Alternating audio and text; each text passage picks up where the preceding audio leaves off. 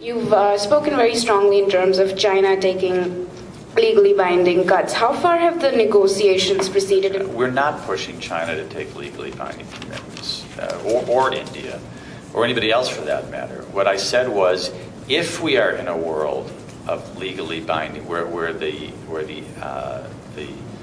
negotiation on the table is for legally binding commitments by some, then I would say, well, then those need, if it's going to be legally binding for the United States or Europe or Japan or Australia, whatever, then it would need to be legally binding for China, which at this point is now the world's largest emitter, and India and other major developing countries. But we've been perfectly supportive of having discussions about the Copenhagen Accord last year, which was not legally binding, about decisions this year, which are not legally binding.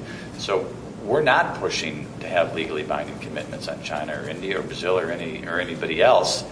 We're only saying if it were to go in a legally binding direction, then it would have to be legally binding as to all the major players.